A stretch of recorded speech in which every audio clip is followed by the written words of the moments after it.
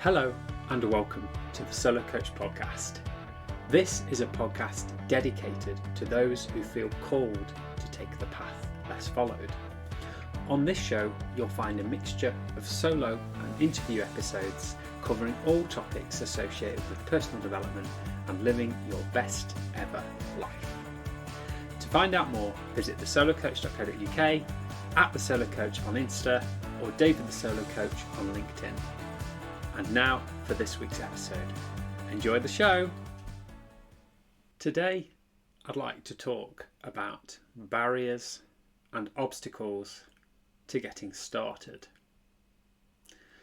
So in my 300 or so hours of coaching experience and well over 10 years of experience in organisations and teams, I've found that typically there's 5 or so main reasons why people don't get started, whether it's a new project, a new venture, a new idea, or even a new relationship.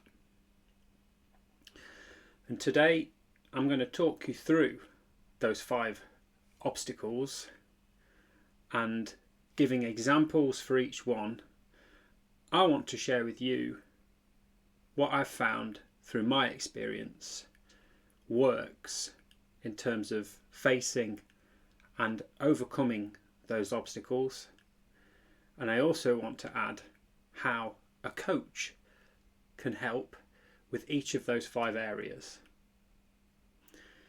So, to get us started, the first thing that I've found, the first obstacle I've encountered that prevents people from getting started, you might not be surprised to hear, is fear. What do you mean by that, David? So, fear of loss, whether that's reputation, money, social status, or loss of friendships, perhaps, relationships.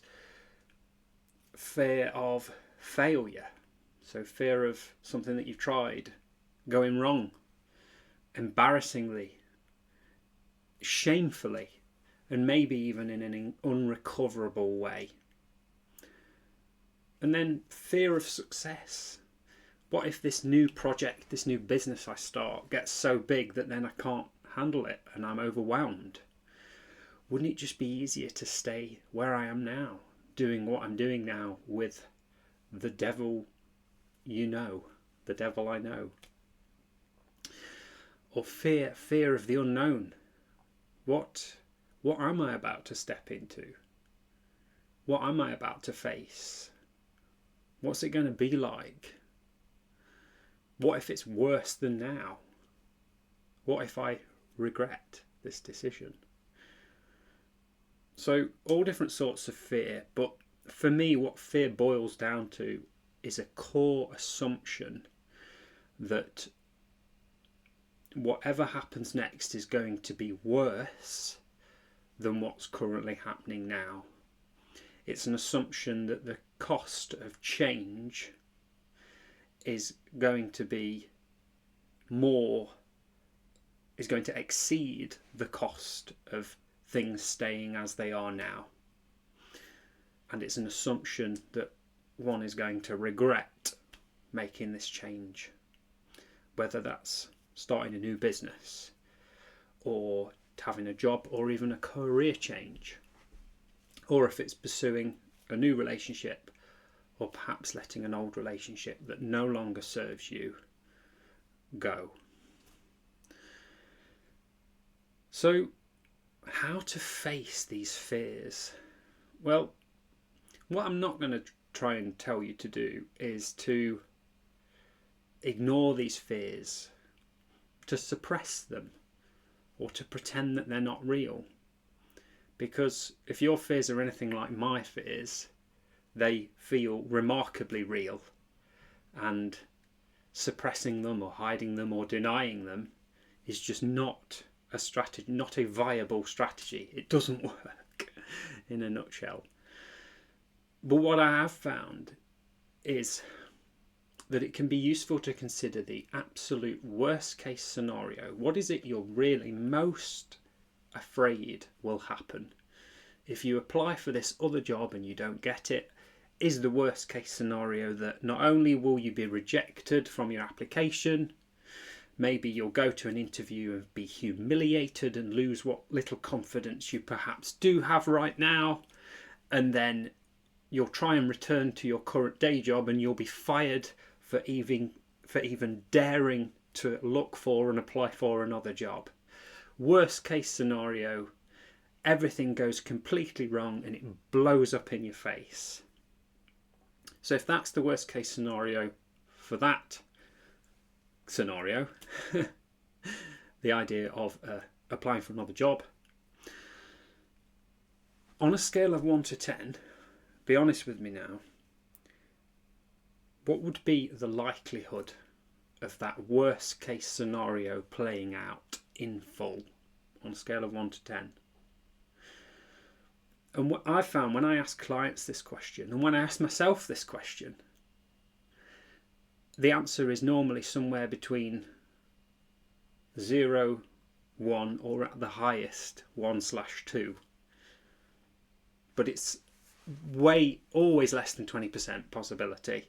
And in the majority of cases, people say, oh, it's a 0. It'll never be that bad. It could be bad, no doubt about it, but it'll never be that bad.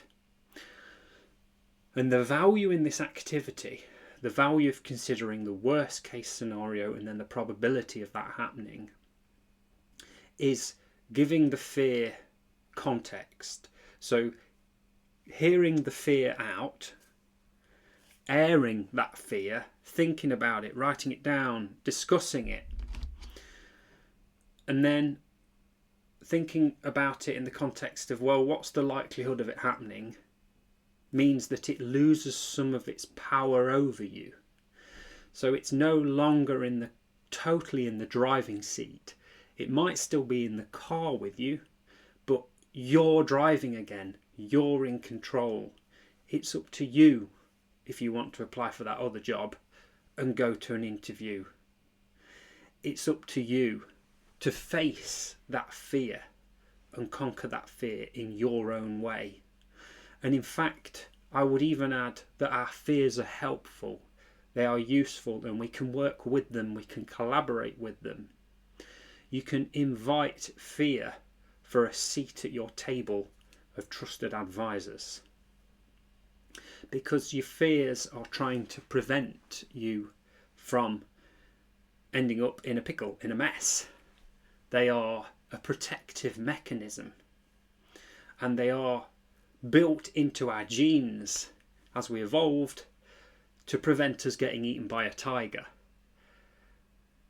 But the truth is, applying for another job and going to an interview and then even accepting that job and resigning your current job might feel at times to your prehistoric monkey brain like you're being chased by a tiger that's going to kill you and eat you, but in reality it's not that bad, and the chances are you'll apply for that job, you'll either be invited to it or not, to an interview or not, you'll go for the interview and then you'll either be offered the job or not, and at the very least you'll learn something and gain something from it.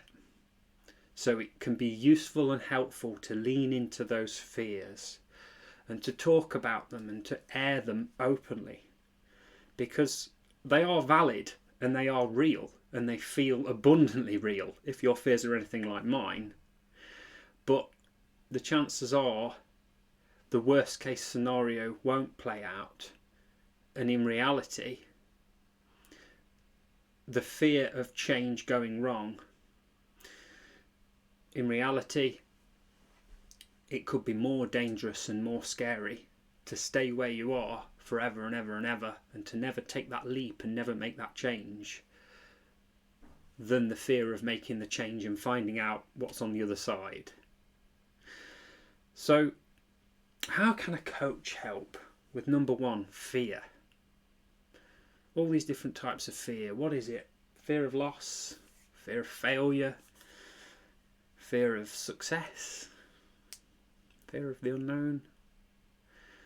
Well, what I do with my clients when we talk about a fear, we try and understand what the underlying assumption is behind that fear. We get deep into the fear, talking about how it feels, how it's shown up before, perhaps even, if they wish, where it's come from.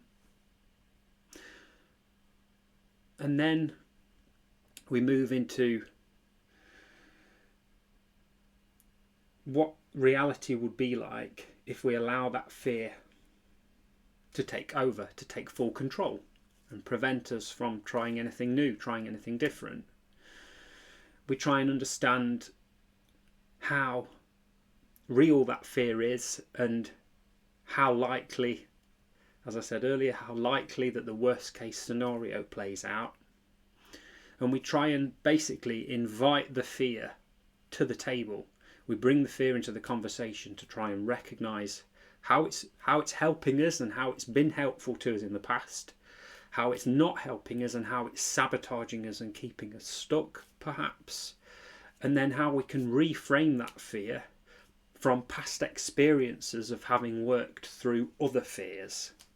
So maybe it's a reoccurring fear that comes up all the time, and it's perhaps a natural fear of change, a fear of losing friendships and relationships, from moving from one job to another. And that's a very real fear, as that's a very real risk, and can naturally happen when you move from one job to another. You might lose some friendships and relationships, but equally you can mitigate some of that risk and reduce the probability of losing all of your friendships from previous jobs by actively choosing to stay in touch with those people in a social capacity. And maybe if you're lucky, like I have been in the past, you might still get an invite to the Christmas do. So you might still get the best parts of that last job, which was possibly the people, and then be able to start a new job and, hey, grow your social circle even further and meet new people as well. I'm aware that that's an oversimplified analogy, but the point is, discussing that fear with a coach, unpicking it and unpacking it with someone that doesn't have their own agenda and withholds their own opinions and their own judgments about how you're feeling and what you're facing, is invaluable. It's so incredibly helpful, as it creates the space for you to think through what's going on psychologically and physically for you when that fear shows up, and then how to face it, and in your own way, not your coach's way, your way, how you're going to face it and overcome it. So for me, number one, the first of the 5 main barriers to entry in terms of starting something new, the first of these 5 obstacles is fear.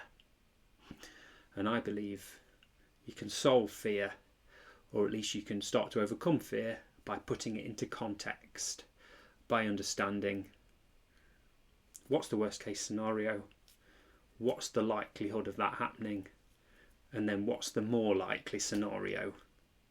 Chances are it's not as bad as you initially thought.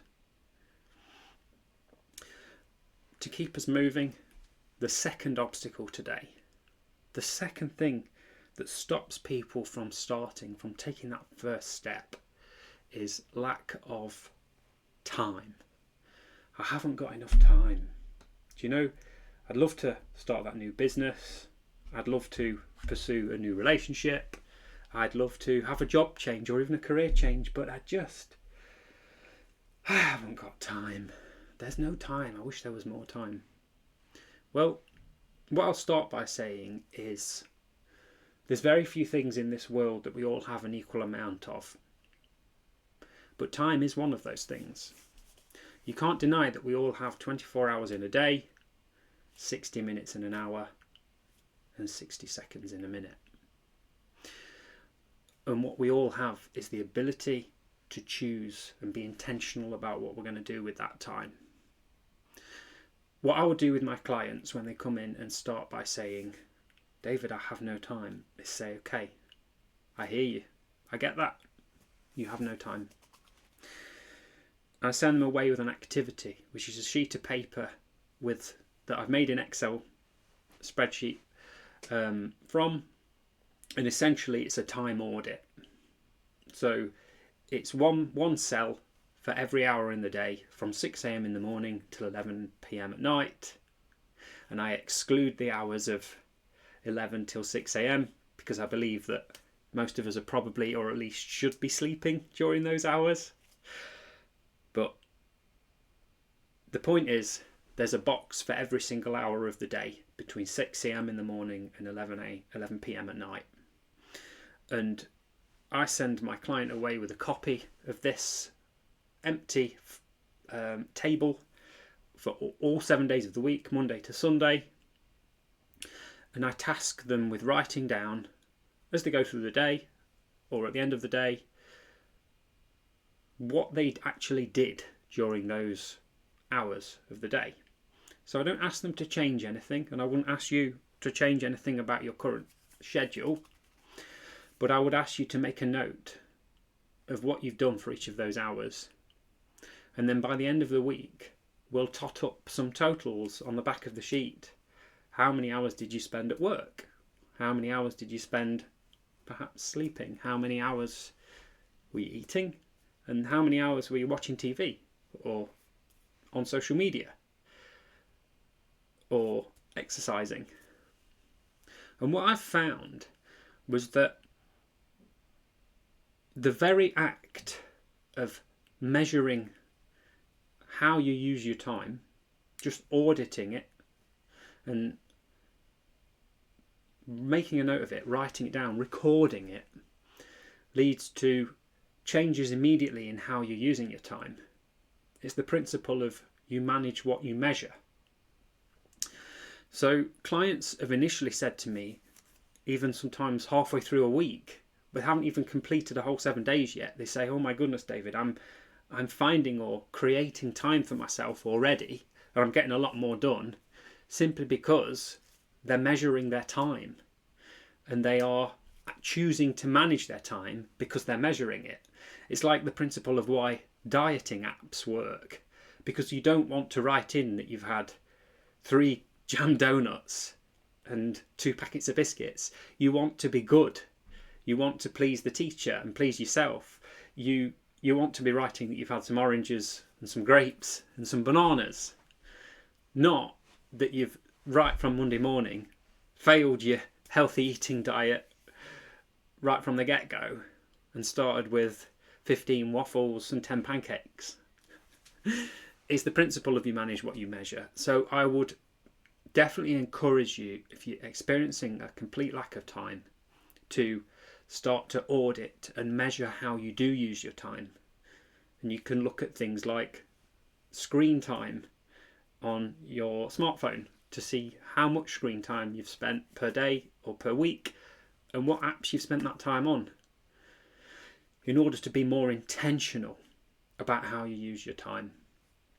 So what we're trying to shift to is a place where you are actively choosing how to use your time, rather than just finding at the end of the day that you've ran out of it and you have no time left.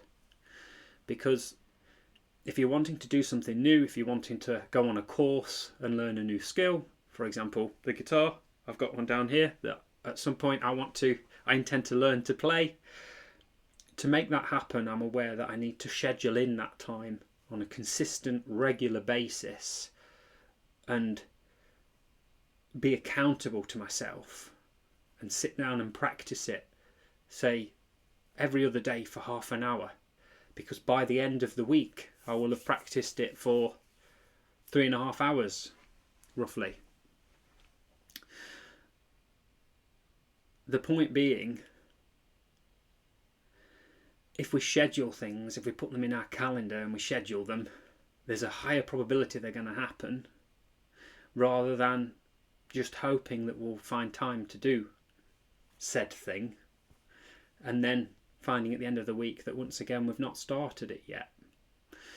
And that often comes from an assumption I've found with clients that you need 10 hours, you need a full day or even a full week off in order to start a new project or a new idea.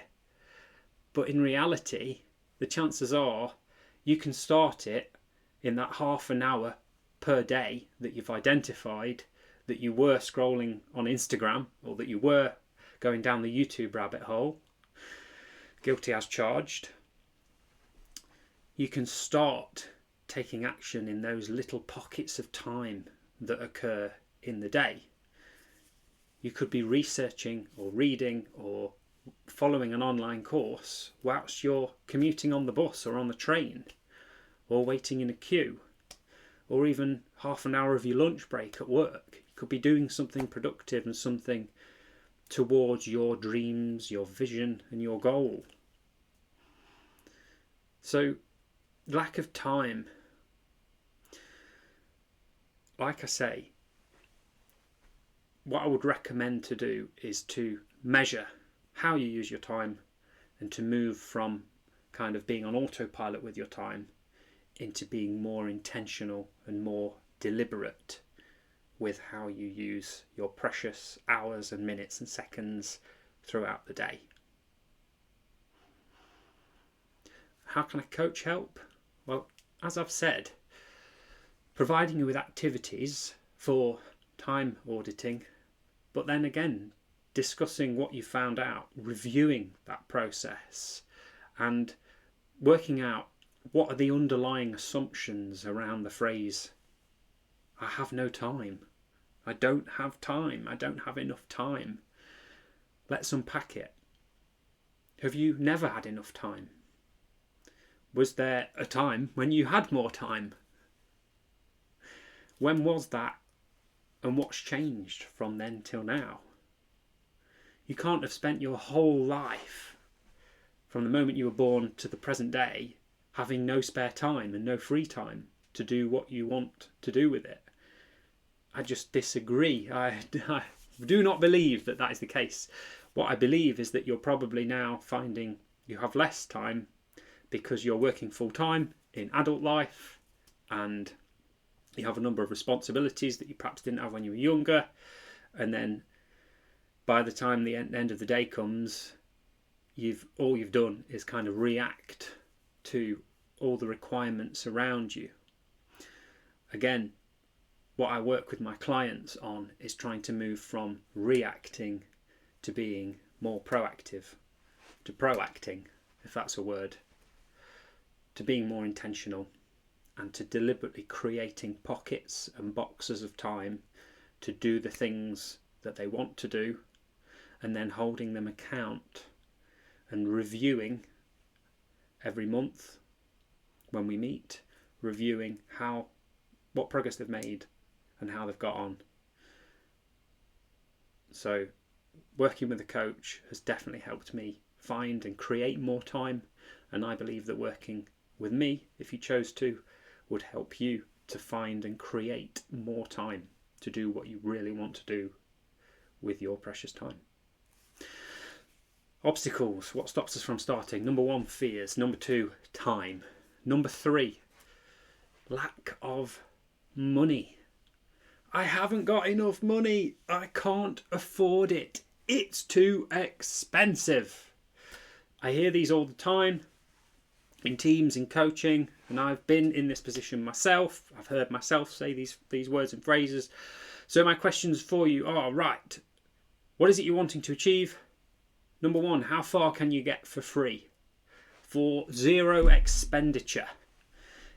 Or almost, let's call it negligible expenditure. If you're wanting to get into something new, property investing, right? Property investing is probably going to take some money. I admit that. I'm not in denial of that. What can you learn about property investing for free? What resources are there on the internet? YouTube, free courses. What books are out there? Okay, books aren't free, I'll give you that, but books are typically the cost of a couple of coffees out. I'm going to make the assumption you can afford a couple of coffees out. I'm going to make the assumption you can afford to buy a book. What books can you get? And then, who can you find? You know, there's LinkedIn, there's social networks, there's a whole internet. Who can you find that's in this area or that's doing this thing you want to do for free, who can you find? And then how can you find them and speak to them and have a conversation with them as part of your research in terms of how did they get to where they are now, so that you can figure out how you're going to get to where you want to be now. If you want to get into property investing, what books can you read? What courses can you go on? What information can you find online or in the library even? And then who can you speak to that's already involved in property investing to find out more information and find out how they did it and how much it cost them specifically? This is the second question with lack of money. People will say to me, oh, I can't afford to do that. I can't afford to go travelling on my own. I can't afford to drive a nice car. I can't afford, don't have enough money to. Okay, right, I hear you.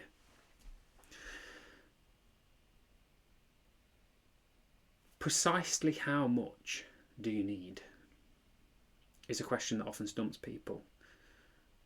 Precisely, right down to the pence. How much do you need to do the thing you want to do? And then precisely down to the pence, how much do you have now? And precisely down to the pence, what's the gap? And while we're on the topic of being specific, coming back to what we said on time, can you audit? Can you start to keep a budget of how you're spending your money? I don't mean proactively budget for the next month. I mean reflectively review and audit how you spent your money over the last month. And it doesn't need to be a whole month's worth. It could just start today and be one day at a time. By recording and writing down how much you're spending on your bills, how much you're spending on coffee out every day, how much you're spending on your subscriptions, your Netflix, your Amazon Prime, your YouTube Premium, whatever it is. And by measuring, again, like we said earlier, by measuring what you're spending your money on, you will therefore be more intentional in how you spend it, and you will start thinking about that money in a different way. And how might your savings increase if you're able to be more intentional about how you spend your money and perhaps spend it more wisely? And then how much more quickly will your savings increase? I'm not a financial advisor, and I'm not going to attempt to give you financial advice, but what I've done with my clients is incredibly simple. It's asking them to go and find out precisely how much money they need to get that business that they want to start started, to then figure out, can be privately, I don't need to know, figure out precisely how much they have at the moment and precisely what the gap is, and then come up with a plan to plug the gap, to create those funds, to achieve them, to build them. And very often we might decide, my client might decide, I need to engage a financial advisor. I need some professional financial advice. And I would ask them, well, how are you going to go about finding a financial advisor? What sort of support do you need, and how are you going to go out and find that support? And then the coaching conversation becomes a conversation about deciding what sort of support they need, deciding and making that and committing to going and researching and actively contacting several financial advisors and committing to signing up with one and to taking that leap of faith and perhaps facing into their fear of losing out and their fear of money running out, facing into it directly, leaning into that fear by going and seeking out professional financial help and advice and support from perhaps an independent financial advisor. The point being here, with money, it's about getting specific. How can you get really, really specific, down to pounds, shillings and pence, in old money there, on what you're trying to achieve, what you're trying to build up to, what you're trying to earn or what you're trying to save, and then figuring out, making a plan for achieving that outcome, and involving the right people. If that is professional financial advice and support, go out there, involve them, find them, make a start. Because doing things completely on our own, especially if we're not a qualified accountant, if we're not a qualified financial advisor or investor, can be like pinning the tail on the donkey in a pitch black room.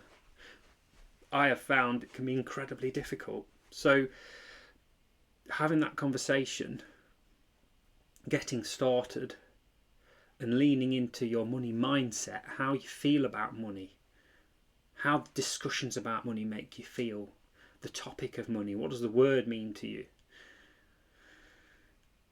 can just open up a whole plethora of opportunities in that space, and things that you hadn't considered you may then consider in financial terms. So, obstacles from starting. Number 1 was fear. Number 2 was lack of time. Number 3 was lack of money. Number 4, lack of connections. So, David, I want to get into this space. I want to try this new project. I want to even try this new job, or even move to this whole career. I want to move from IT to HR. But I don't know anyone. I don't know anyone in that sector. I don't know if I even have HR skills. But we're not focusing on skills. We're focusing on, I don't know the people that I know, because that I need to know, that I think I need to know. And I don't mix in those circles, okay? You might say, well, everyone who gets into property investing, they do it because they mix in circles of other people who invest in property. Right, well, who are those people? Where are they? Where can you find them? And what are you going to do about getting in touch with them and getting into those circles? Are you telling me that everyone who's in those circles were in them from the day they were born? No.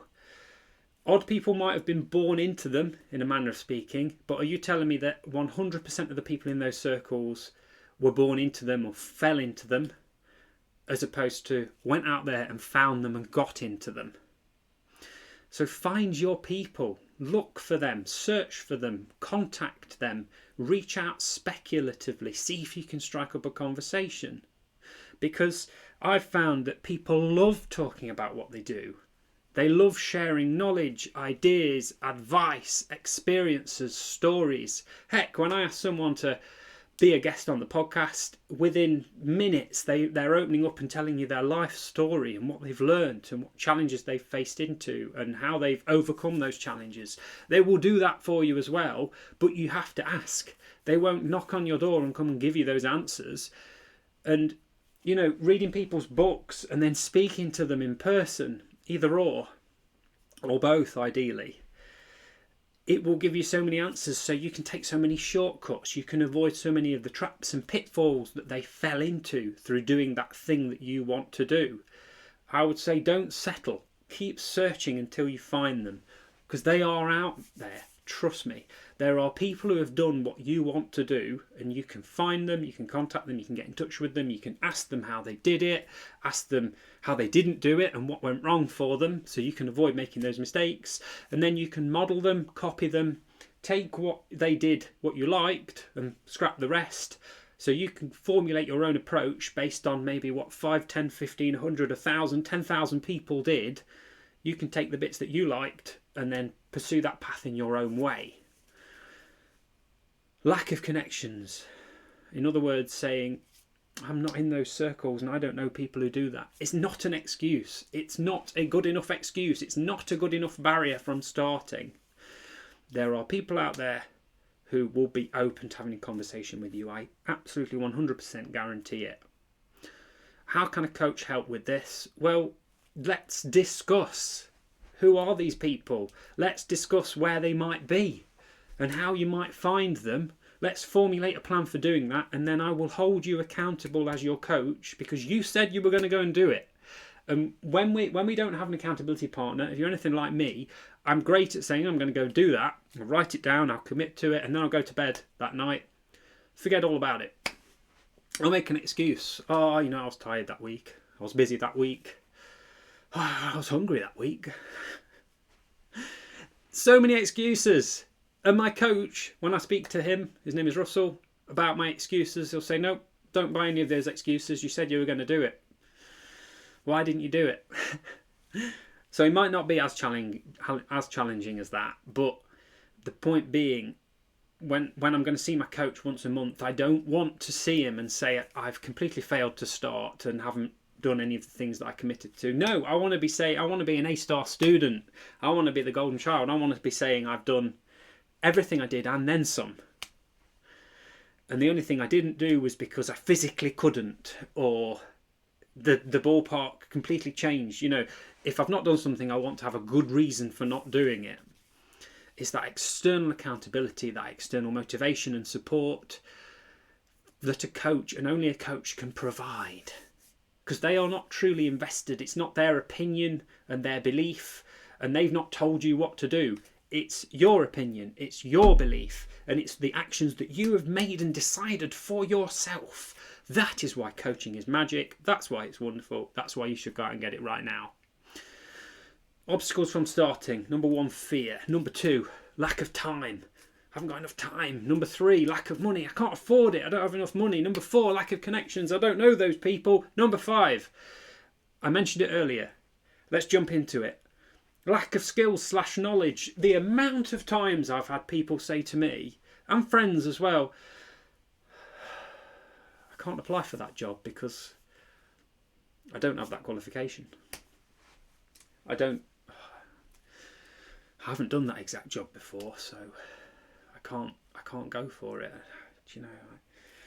3 of those skills I've got, but those other 2, I don't think I've got those skills. And it says at the top, it says a degree is required, degree or experience. No! Don't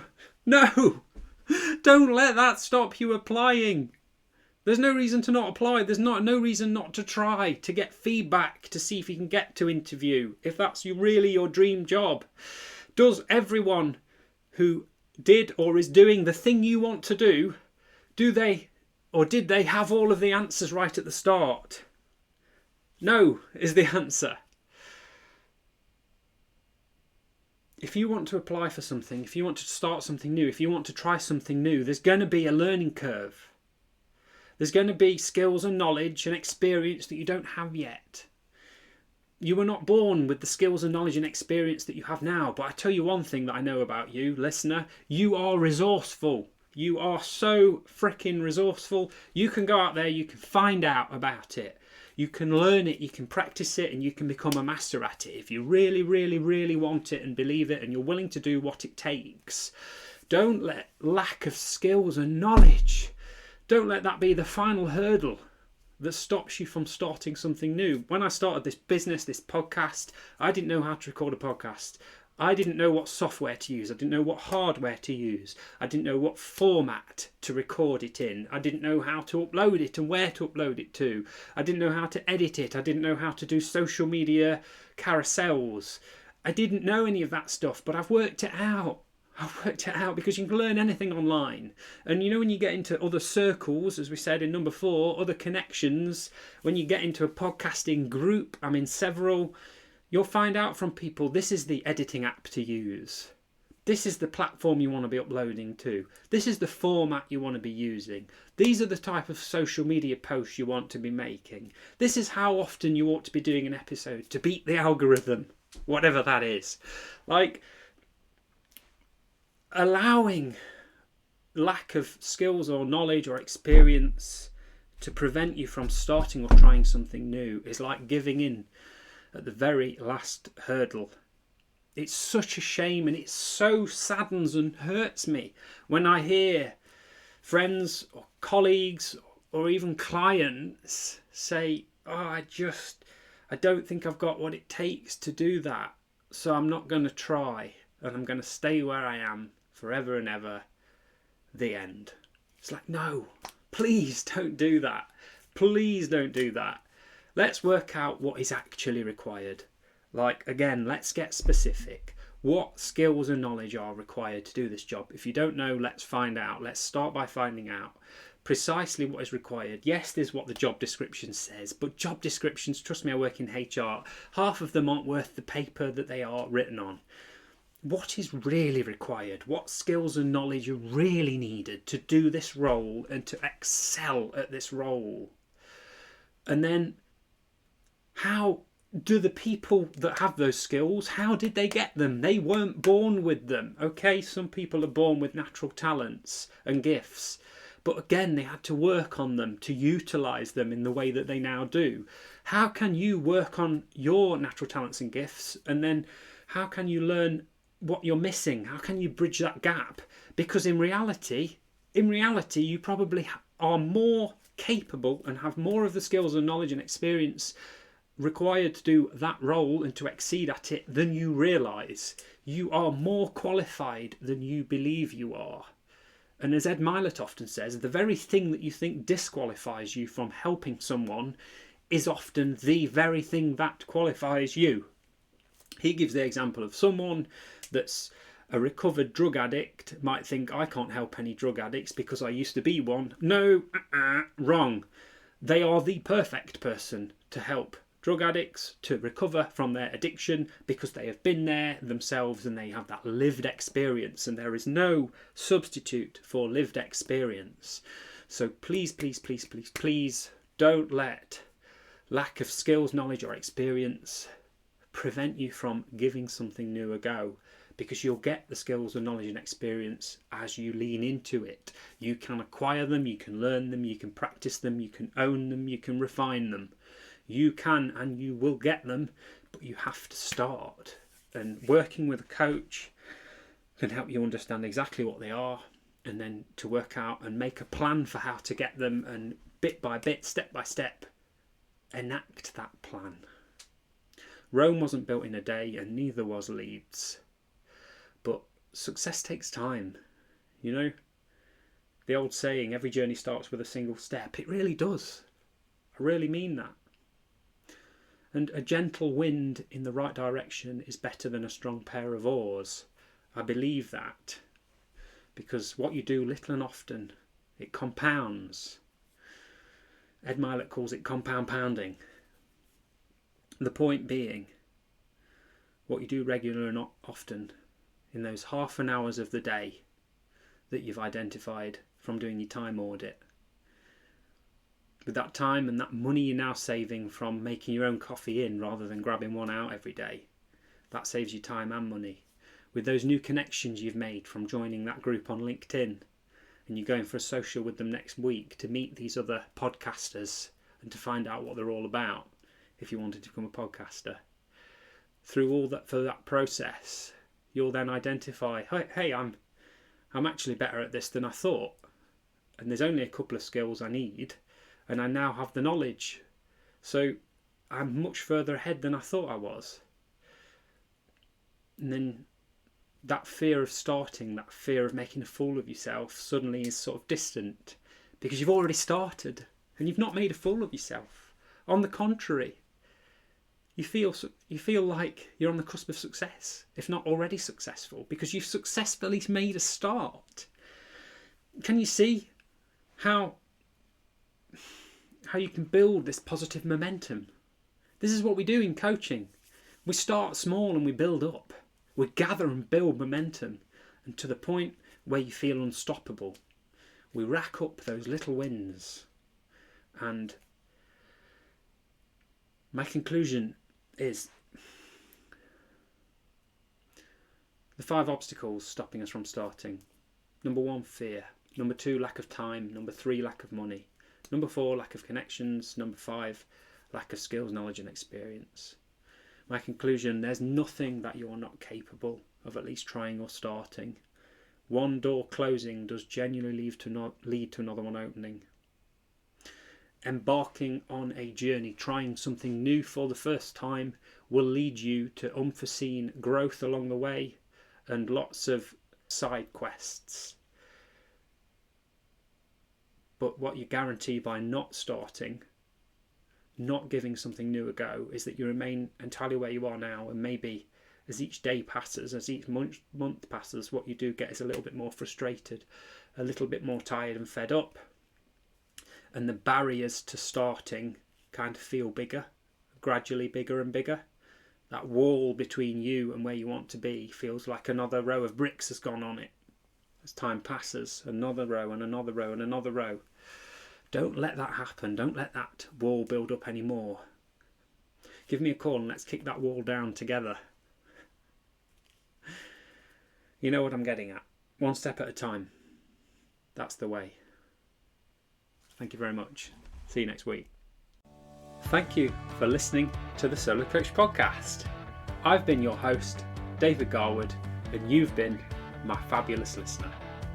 If you'd like to find out more, check out thesolocoach.co.uk, at The Solo Coach on Insta, and David the Solo Coach on LinkedIn.